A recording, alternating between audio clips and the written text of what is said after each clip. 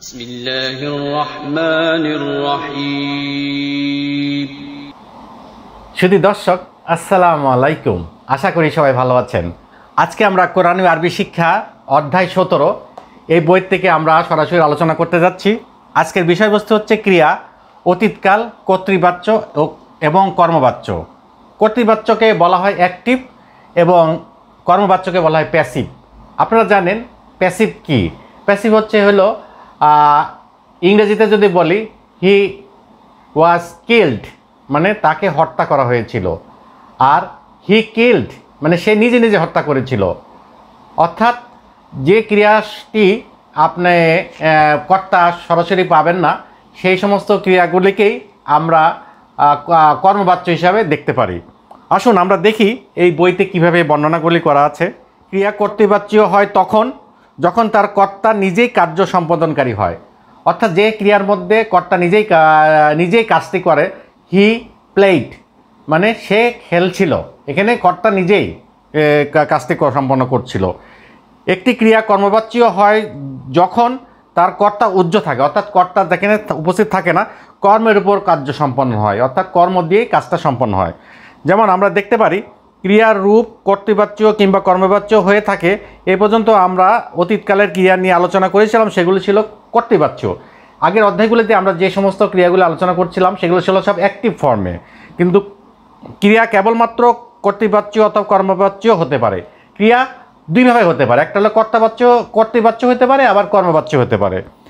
একটি বাক্যটি লক্ষ্য করুন, খালাকাল্লাহু আল আরদা।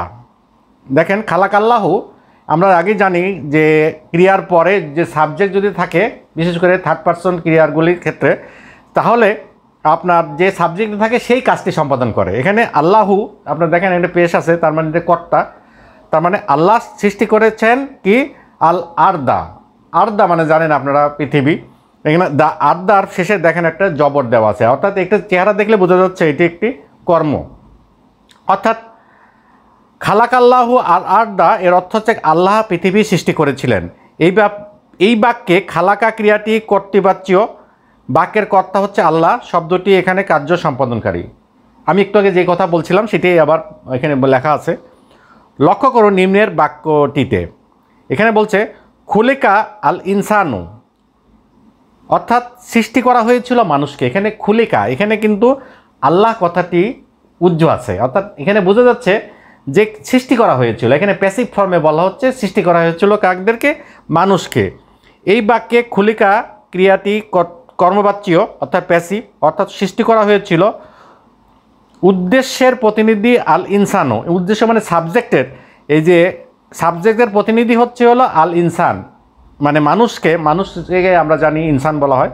তা আল ইনসানু এখানে দেখেন এটাকে প্রতিনিধি হিসাবে ব্যবহার করা হচ্ছে, আছে কর্তা না, সেজন্য এটাকে জবর দেওয়া পেশ দিয়ে শেষ করা হয়েছে, যার উপর কাজটি করা হয়েছিল।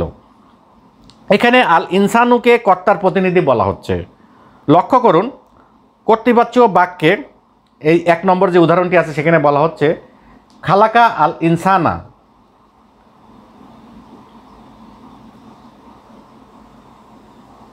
আল ইনসানা শব্দটির শেষে জবর এবং কর্মবাচ্য বাক্যের কর্তার প্রতিনিধি হিসাবে আল ইনসানু শব্দের শেষে পেশ করা হয়েছে। কর্মবাচ্য বাক্যে প্রকৃত কর্তা তিনি, আল্লাহ উজ্জ্ব থাকে।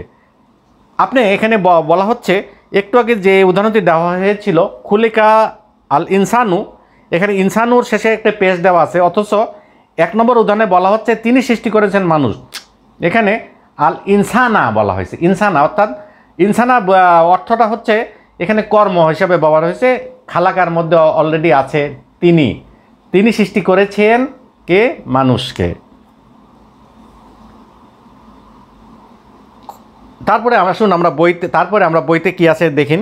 কর্মবাচ্যর ক্রিয়া সহজে চেনা যায় কারণ এটা হয়েছিল যোগ সৃষ্টি করা। আমাকে সৃষ্টি করা হয়েছে, আমাদের সৃষ্টি করা হয়েছে, তাদের সৃষ্টি করা হয়েছিল ইত্যাদি বাক্যগুলিতে ক্রিয়াগুলি সব কর্মবাচ্য, অর্থাৎ করা হয়েছিল এইরকম কিছু কথা যখন কোনো বাক্যের মধ্যে পাবেন তখন এটাকে কর্মবাচ্য শব্দ হিসাবে ব্যবহার করে, অর্থাৎ সে করে নাই, তাকে করা হয়েছিল। আরবি ভাষায় অতীতকালের সরল ক্রিয়া এর কর্মবাচ্য প্যাটার্ন হচ্ছে খুলিকা, আমি এখানে একটি লিখে রেখেছি, সেটা হচ্ছে ফাআলা। ফাআলা মানে হচ্ছিল সে করে, আর ফুয়েলা মানে তাকে করা হয়েছিল। ওই যে করা হয়েছিল এরকম কিছু যদি বোঝা যায় তাহলে সেটা হচ্ছে প্যাসিভ ফর্মে। আরবি ভাষার অতীতকালের সরল ক্রিয়া কর্মবাচ্য প্যাটার্ন খুলেকার মতো প্রথম মূল অক্ষরে পেশ থাকে এবং দ্বিতীয় মূল অক্ষরে জেড থাকে। আমরা এর আগে যে অতীতকালের ক্রিয়াগুলি শিখেছিলাম সেগুলি ফাআলা হতে পারে, অথবা সামেয়া হতে পারে, বা কারুমা হতে পারে, অর্থাৎ এই মধ্যের যে অক্ষরটি সেটা জেড জবর পেশ সবই হতে পারে। কিন্তু প্যাসিভ ফর্মে একটি মজার ব্যাপার হচ্ছে দ্বিতীয় যে অক্ষরটি থাকে, অর্থাৎ মূল যে তৃতীয় অক্ষরটি থাকে সেটাকে সবসময় জের হবে, অর্থাৎ সেটার উপরে যদি পেশও থাকে তাও জের হবে, জবর থাকলেও পেশ হবে, সব ক্ষেত্রে এটা জের হয়ে যাবে। এবং প্রথম মূল অক্ষরের উপর একটা পেশ হবে, অর্থাৎ প্রথম মূল অক্ষরে পেশ এবং পরের অক্ষরে জের থাকলে আপনি বুঝতে পারবেন এটা অতীতকালের প্যাসিভ ফর্ম, অর্থাৎ এটি হচ্ছে কর্মবাচ্য। যেমন এখানে কয়েকটি উদাহরণ আপনারা দেখলেই বুঝতে পারবেন, আমি তো এখানে পড়ে দিচ্ছি আপনাদেরকে। যেমন কাতালাত মানে সে হত্যা করেছিল, স্ত্রীবাচককে হত্যা করেছিল। সেখানে দেখেন কুতেলাত, প্রথম যে অক্ষরটি কফ, কফের উপরে পেশ, তারপরে দ্বিতীয় মূল অক্ষর যেটা তারপরে জের, তারপরে লা, স্বাভাবিকভাবে তারটা আর তৃতীয় বর্ণে কোনো চেঞ্জ নাই, তাই হয়ে যাচ্ছে কুতেলাত। তারপরে জাকারা হয়ে যাচ্ছে জুকেরা, মানে সে জাকারা মানে হচ্ছে সে স্মরণ করেছিল, আর জুকেরা মানে তাকে স্মরণ করা হয়েছিল, সে স্মরণ করে না তাকে স্মরণ করা হয়েছিল। আমার তা, তুমি আদেশ করেছিলে, উমের তা তোমাকে আদেশ করা হয়েছিল। কাতাল তুম তোমরা হত্যা করেছিলে, কুতেল তুম মানে তোমাদেরকে হত্যা করা হয়েছিল। কুরেমা, তারপরে দেখেন শেষের যে কথাটি আছে সেটা হচ্ছে কুরেমা, তাকে সম্মানিত করা হয়েছিল। আসুন আমরা এখানে বেশ কিছু উদাহরণ দেওয়া আছে, উদাহরণগুলি আমরা দেখি। এই উদাহরণগুলি আপনাদের বাড়ির কাজ হিসাবে থাকবে, আপনারা খুঁজে খুঁজে বের করবেন কোনটা অ্যাক্টিভ ক্রিয়া আর কোনটি প্যাসিভ ক্রিয়া, এবং প্যাসিভ ক্রিয়া দেখলেই বুঝতে পারবেন অতীতকালের ক্রিয়াগুলি প্রথম দ্বিতীয় বর্ণের জের এবং পরবর্তী বর্ণের জবরই থাকবে, অর্থাৎ পেশ জের জবর, এইভাবে প্যাসিভ ফর্মগুলি প্যাসিভ ক্রিয়াগুলি থাকে। আপনারা এই 15টির মধ্যে খুঁজে বের করবেন এবং অর্থ বোঝার চেষ্টা করবেন। উপরোক্ত পাঠের উপর মন্তব্যগুলি আমি আপনাদেরকে বুঝিয়ে দিচ্ছি, সংক্ষিপ্তভাবে বুঝিয়ে দিই যাতে আপনারা পড়লেই বুঝতে পারেন। লাইন 4-এ বলা হচ্ছে কর্তৃবাচ্য হোক কর্মবাচ্য হোক ক্রিয়াটি বাক্যের প্রথমে বসলে একবচন হবে। আমরা আগে আলোচনা করেছিলাম যে ক্রিয়াটি যদি বাক্যের শুরুতে ব্যবহার হয় তাহলে সেটা একবচনে ব্যবহার করা হবে। পরবর্তীকালে যে সাবজেক্ট যেটি আসবে সেটি যদি বহুবচনও হয় তাহলেও ক্রিয়াটি একবচনেই থাকবে। যেমন এখানে উদাহরণস্বরূপ জাদুকররা যে বলা হয়েছে, জাদুকরের কথাটাই বলতে গিয়ে এখানে যে ক্রিয়াটি ব্যবহার করা হয়েছে সেটি কিন্তু একবচনে।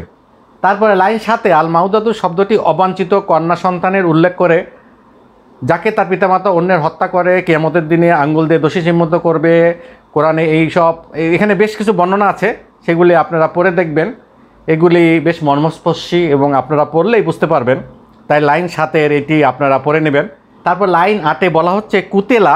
কুতিলা শব্দটি অনেক সময় আপনার হত্যা করা হয়েছিল এটি বোঝানো হয়, কিন্তু এখানে যে 8 নম্বরে যেখানে বলা হচ্ছে সেখানে ধ্বংস করা হোক, অর্থাৎ কুতেলা বলতে এখানে ধ্বংস করা হোক বা একটি কামনা প্রকাশ পাচ্ছে, সেইটা এখানে বোঝানো হচ্ছে, সেটা আপনারা পড়লেই বুঝতে পারবেন। তারপরে লাইন 10-এ বলা হচ্ছে সাধারণত ইবলি শব্দটির অর্থ করা হয় স্ত্রী জাতীয় উট। Muhammad Asad the meaning of the Quran শীর্ষক পুস্তকে উল্লেখ করেছেন যে শব্দটি বিরল, এর অর্থ হচ্ছে বৃষ্টি পানি বহনকারী মেঘমালা। যে প্রসঙ্গে আসমানসমূহ পাহাড়সমূহ পৃথিবী সম্পর্কে বর্ণনা করা হয়েছে অর্থ বেশি মানানসই হয়। আপনারা জানেন এই যে কথাটি বলা হচ্ছে 10 নম্বর উদাহরণটি, তবে কি তারা দৃষ্টিপাত করে না উটের দিকে, কীভাবে তাকে সৃষ্টি করা হয়েছে।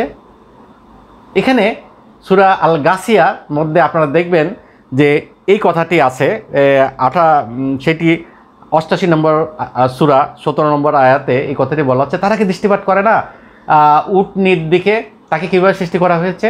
এখানে এর আগে বর্ণনা করতে গিয়ে আল্লাহ তাআলা আসমান জমিন আকাশ বিবিধ বর্ণনা করছেন, তারপরে যে উটের কথা বর্ণনা করার সাথে সাথে আসাদ, মোহাম্মদ আসাদ, ইনি বর্ণনা করেছেন যে এইভাবে যে উট পৃথিবীর অনেক দেশেই হয়তো নাই, আমাদের বাংলাদেশে কৃষকরা হয়তো উট দেখবে না, কিন্তু তারা তো মেঘ দেখছে, তারা তো মেঘ জানে, মেঘের মধ্যে পানি সঞ্চয় করে এবং এটি অসম্ভব একটি বৈজ্ঞানিক প্রক্রিয়ার মাধ্যমে এই পানি সঞ্চয় করে এবং ওইটি কীভাবে বৃষ্টিপাত হয় সেদিকেও যদি আমরা নজর দিই, তাহলে আল্লাহর যে কীর্তি, আল্লাহ যেভাবে দুনিয়াকে সৃষ্টি করেছেন বা যে সমস্ত আমাদের জন্য যে সমস্ত আল্লাহর অনুগ্রহ রেখেছেন, যেমন যেভাবে আমরা দেখতে পারি একজন উটের পেটের থেকেও কীভাবে পানি জমা করে রাখে, আবার মেঘও পানি জমা করে রাখে। এখানে সুন্দর একটি জিনিস আমরা শিখতে পারি যে আরবি ভাষার একটি শব্দ দ্বারা অনেক অর্থ প্রকাশ পায় এবং অর্থ চেঞ্জ করলেও আল্লাহ তাআলা যে মানুষকে যে মেসেজটা দিচ্ছেন সেটি কোনো পরিবর্তন হচ্ছে না।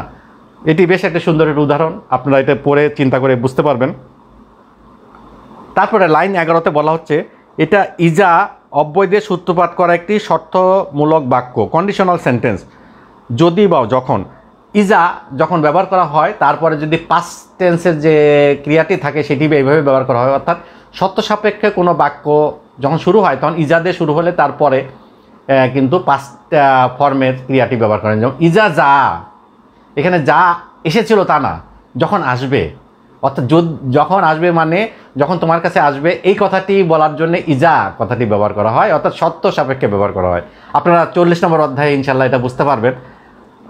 আসলে এইভাবে আমরা যখন একটা একটা করে অধ্যায় শেষ করব ইনশাল্লাহ আপনারা অটোমেটিকভাবে আরবি ব্যাকরণে কিছুটা হলেও পারদর্শী উঠবেন এবং ইনশাল্লাহ যখন 40 অধ্যায় শেষ হবে তখন আপনারা বুঝতে পারবেন যে হ্যাঁ আমরা আরবি ব্যাকরণ কিছুটা বুঝছি এবং আল কোরআন থেকে অনেক অর্থ আমরা বুঝতে পারছি।